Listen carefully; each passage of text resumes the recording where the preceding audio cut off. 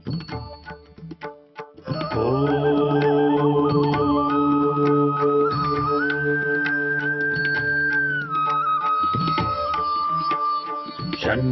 मित्रः शं वरुणः शन्नो भवत्वर्यमा शन्न इन्द्रो बृहस्पतिः शन्नो विष्णुरुक्रमः ॐ शान्ति शान्ति शान्तिः।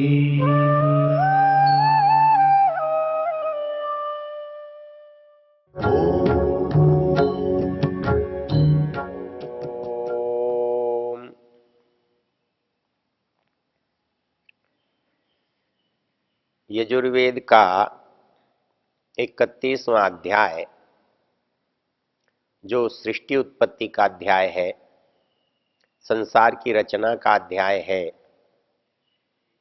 इसका अंतिम मंत्र है श्रीश्च ते लक्ष्मीश्च पत्न्यावहो रात्रे नक्षत्राणि रूपमश्विनौ व्यात्तम् इष्णन्न ईशान अमुम ईशान सर्वलोकम ईशान। ये मंत्र और कुछ नहीं है। जब कोई चीज पूर्ण बन जाती है तो वो सुंदर बनती है, वो अच्छी लगती है। जब उसके अंदर पूर्णता होती है तो दो गुण होते हैं, एक श्री और एक लक्ष्मी।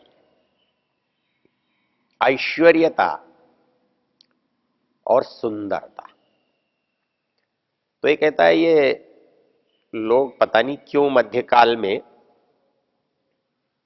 ये कहने लगे कि संसार जो है ये पाप है, संसार मिथ्या है, संसार हमारे लिए जहर है, विष है। ये बातें पूरे मध्यकाल में हम देखते हैं, लेकिन वेद ऐसा नहीं कहता। वेद कहता है जिसका बनाने वाला सुंदर है, उसकी बनी हुई चीज सुंदर कैसे नहीं हो सकती। एक सुंदर बनाने वाला है, वो असुंदर चीज बनाएगा क्यों? जो स्वयं संपूर्ण है, उसकी रचना में कमी कैसे रह सकती है? रचना में कमी रचनाकार की कमी का बोध कराती है। इसलिए यदि संसार में कुरूपता होती, तो इसमें सौंदर्य नहीं होता, तो फिर हमें ये मानना पड़ता कि इसके रचनाकार में भी कुछ बोध नहीं है। दो विचित्र परिस्थिति। संसार को देखकर लोग कहते हैं ये बुरा है, और संसार को देखकर लोग बुरा है कहते हैं, और इसीलिए संसार के बनाने वाले को भी बुरा कहते हैं। लोग कहते हैं जिस बनाया ईश्वर का बनाया हुआ मनुष्य इतना खराब है, वो कौन सा अच्छा होगा। मोटे रूप में ये बात ठीक है। वेदांत में दो विचित्र शब्द आते हैं कि परमेश्वर पर दो आरोप हैं, एक वैषम्य है, एक नैर्घृण्य है। जिसको देखते हैं किसी के पास कम है, किसी के पास ज्यादा है, जिसकी आवश्यकता है उसके पास है नहीं, जिसे आवश्यकता नहीं है उसके पास विशाल भंडार है। किसी की आयु कम है, किसी का स्वास्थ्य कम है, किसी की बुद्धि कम है, किसी का आरोग्य कम है। कुछ कहीं भी आप देखेंगे तो विचित्रता लगेगी, विषमता लगेगी। ऐसा लगेगा कुछ न्याय नहीं है। न्याय से एक चीज का बोध होता है, समानता का। आपके हाथ में कोई वस्तु है, आप 4 बच्चों में बांटना चाहते हैं, तो उसमें कम ज्यादा करते हैं तो वो अन्याय होता है, और चारों को समान देते हैं तो आप न्यायकारी कहलाते हैं। संसार में ईश्वर को आप न्यायकारी कहते हैं, दयालु कहते हैं, लेकिन संसार को देखकर तो न न्याय दिखाई देता है और न दया दिखाई देती है, क्योंकि यहां दुख दिखाई देते हैं। कोई रोगों से, व्याधियों से पीड़ित है, कोई निर्धनता से पीड़ित है, कोई अज्ञान से पीड़ित है। देखा जाए तो सब संसार कष्टमय दिखाई देने लगता है। तो इसमें सौंदर्य ढूंढना एक मूर्खता प्रतीत होती है। इसलिए विद्वान लोग कहते हैं, साधु संत कहते हैं कि ये संसार में आप दुख के अतिरिक्त कुछ नहीं पाएंगे। ये जो कुछ है सब मिथ्या है। लेकिन एक प्रश्नवाचक चिन्ह है, क्या इसका बनाने वाला इसको इतने त्रुटियों से युक्त बनाएगा? यदि वो त्रुटियों से युक्त बनाएगा तो उसके ज्ञान की कमी होगी। जो कम ज्ञान वाला व्यक्ति है वही ऐसे काम कर सकता है जो गलत चीजों को बनाता है। हम किसी वस्तु को उठाने और रखने में भी सही और गलत का बोध रखते हैं। हम बच्चे से कहते हैं जो वस्तु उठाई है उसे वहीं रखो, वहीं से उठाओ। यदि इतनी हमें शुद्धता चाहिए, सही प्रामाणिकता चाहिए, तो आप ये कैसे कहते हैं कि एक जीवन में इतना दुख पटक दिया है और दूसरे जीवन में सुख दिया है? ये समानता हुई ही कहां? वो कहते हैं कि ये परमेश्वर की भूल है, उसमें न्याय नहीं है, उसमें दया नहीं है। ऐसा लोग को दिखता है, और कुछ संप्रदाय, कुछ मत, कुछ दर्शन ऐसा मानते हैं। इसका एक उदाहरण है। अपने यहां एक साधु सन्यासी हुए, अमर स्वामी। बड़े शास्त्रार्थ महारथी थे। उन्होंने, उनके जीवन की एक घटना है। घटना यह है कि वो दिल्ली से हरिद्वार के लिए जब रेल में जा रहे थे, तो एक अंधा व्यक्ति भिक्षा मांगता हुआ रेल में चढ़ा। जब वो पूरे डिब्बे में घूमा, वो स्वामी जी के पास भी आया। स्वामी जी ने अपने उस समय के हिसाब से उसे 4 आने पैसे भी दिए। उसके पास, स्वामी जी भोजन के शौकीन थे, उन्होंने उसको भोजन भी कराया, पकौड़े वगैरह खिलाए। पास बैठा कर उससे बात की। बात करते करते उन्होंने पूछा, क्यों भैया, तुम्हारा नाम क्या है? तो उसने बताया कोई मुस्लिम व्यक्ति था।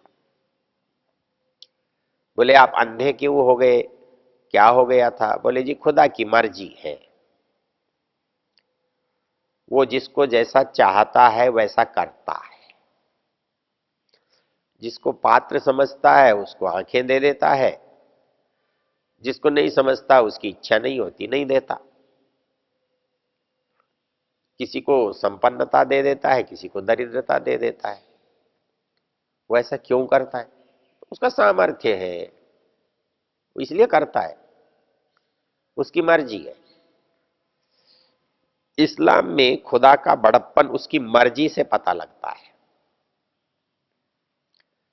जैसे हम संसार में देखते हैं, आप किसी आदमी को कहते हैं आप ये गलत क्यों करते हैं, तो कहता है मेरी मर्जी। अर्थात वो अपने को शक्तिशाली समझता है, अपने को सबसे बड़ा समझता है, इसलिए वो ये समझता है जो मेरी इच्छा हो मैं कर सकता हूं, मैं अपनी इच्छानुसार करूं यही मेरा बड़प्पन है, ऐसा समझता है। तो इस्लाम का खुदा भी यही है कि वो जो चाहता है सो करता है। यहां पर करना न करना खुदा की इच्छा पर है, ईश्वर की इच्छा पर है। संयोग की बात है कि उसी गाड़ी में यात्रा करते करते जब गाड़ी मुजफ्फरनगर मेरठ पहुंचती है, एक और अंधा व्यक्ति गाड़ी में चढ़ जाता है और वो भी उसी तरह भीख मांगता हुआ आता है और स्वामी जी के पास कुछ मांगता है। स्वामी जी उसको भी उसी प्रेम से देते हैं, उसको उसी तरह से खिलाते हैं और पास बैठाकर बात करते हैं। उससे पूछते हैं क्यों भैया तुम कैसे अंधे हो गए, तुम्हारी आंखों की ज्योति कैसे चली गई? वो कहता है जी ये मेरे कर्मों का फल है, इसमें कोई क्या कर सकता है। अब विचारने की जो बात है वो है, दो व्यक्ति एक जैसे हैं, दोनों के पास आंख नहीं है, दोनों ही भिक्षा करने निकले हैं, दोनों से एक जैसा ही प्रश्न पूछा जाता है, लेकिन उत्तर दोनों के अलग अलग है। तो दोनों के उत्तर अलग अलग है, ये बात क्या हुई? ये क्यों हुई?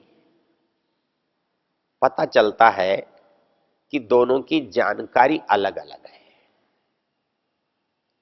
उसको ये पता है कि दुनिया में जो कुछ होता है वो खुदा की मर्जी से होता है, जैसा वो चाहे करता है। लेकिन दूसरे के उत्तर में ये बात नहीं है। दूसरे के उत्तर में एक और किसी का अस्तित्व है। वो कहता है ये मेरे कर्मों का फल है। अर्थात किसी के पास कुछ अच्छा, किसी के पास कुछ बुरा है, तो ये उसकी इच्छा से नहीं है, ये दूसरे की योग्यता से है, दूसरे के सामर्थ्य से है। यहां पर आकर हमें संसार में परमेश्वर की योग्यता का हमें समझ में आता है। हमको लगता है ये दुनिया में दुख है, कष्ट है, पाप है, निर्धनता है, अज्ञान है, इस सब के लिए परमेश्वर उत्तरदायी है। वो चाहता तो ये नहीं होता, वो चाहता है इसलिए होता है। ऐसा यदि होता तो परमेश्वर अज्ञानी होता, अन्यायी होता, असमर्थ होता, अयोग्य होता। फिर संसार में ये भी है और परमेश्वर न्यायकारी भी है, ये कैसे होगा? इसके लिए दूसरे का उत्तर काम करता है। अर्थात यहां दूसरे का भी कुछ सामर्थ्य है, दूसरे की भी कुछ योग्यता है, दूसरा भी कुछ पुरुषार्थ कर सकता है। वो जो पुरुषार्थ करेगा वो इसके पुरुषार्थ से या तो लाभ उठाएगा या इसके पुरुषार्थ से हानि उठाएगा। परमेश्वर के पुरुषार्थ ने संसार को बना दिया, हमारे सामने उपस्थित कर दिया, और इसके अंदर श्रीश्च लक्ष्मीश्च, उसका एक पक्ष श्री से शोभित है और दूसरा पक्ष लक्ष्मी से शोभित है। ये सारा संसार प्रकाशमान हो रहा है सौंदर्य से, संपन्नता से। ये परमेश्वर के साथ वैसे ही रहते हैं। ये संपन्नता, ये शोभा, ये दिन, ये रात, ये सूर्य, उसको बनाने वाला, इस संपन्नता को भी बनाने वाला, शोभा को भी बनाने वाला, दिन को भी बनाने वाला, रात को भी बनाने वाला, वो सब स्पष्ट दिखाई दे रहा है, व्याप्तम, स्पष्ट है। वो इष्णन ईशान अमुम ईशान सर्वलोकम ईशान, ये सब कुछ हमारे लिए सुलभ हो सकता है,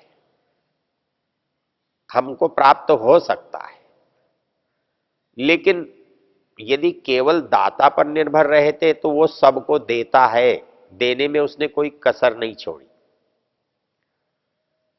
अब यदि किसी तक पहुंचा नहीं है तो पता लगेगा कि वहां लेने वाले की असमर्थता है। हम कहते हैं कि जो न्यायकारी है वो सबको समान देता है, तो संसार में हम देखते हैं देने में तो कोई त्रुटि दिखाई नहीं दे रही है। देने वाला सूर्य का प्रकाश दे रहा है, सबको समान रूप से दे रहा है। देने वाला वायु दे रहा है, सबको समान रूप से दे रहा है। देने वाला जल दे रहा है, सबको समान रूप से वर्षा कर रहा है। लेकिन नीचे आकर अंतर क्यों आ रहा है? नीचे कम ज्यादा क्यों हो रहा है? ये विषमता इस संसार में क्यों हो रही है? एक आदमी वर्षा में भीग रहा है, वर्षा का आनंद ले रहा है, दूसरे ने छाता लगा लिया है, वो उससे बचना चाहता है। तीसरा भागकर कमरे में चला जाता है, मकान में घुस जाता है। वो कहता है कि मुझ पर तो एक भी बूंद नहीं पड़ी ईश्वर की। तो इसके लिए कौन उत्तरदायी है, कौन जिम्मेदार है? तो पता लगता है कि वो उसके लिए देने वाला जिम्मेदार नहीं है, उसके लिए पाने वाले की जिम्मेदारी है। वो उस परिस्थिति को उसने पाया नहीं, पैदा नहीं किया, वहां तक वो गया नहीं। इसलिए संसार में जो विषमता है, जो अन्याय है, जो निर्दयता हमको दिखाई दे रही है, उसका मूल कारण ईश्वर नहीं है। वो तो सबको दे रहा है, सबको पर्याप्त देना चाहता है, दे रहा है। चाहने का प्रश्न तो उसके पास है ही नहीं, वो तो सबको देता ही जा रहा है।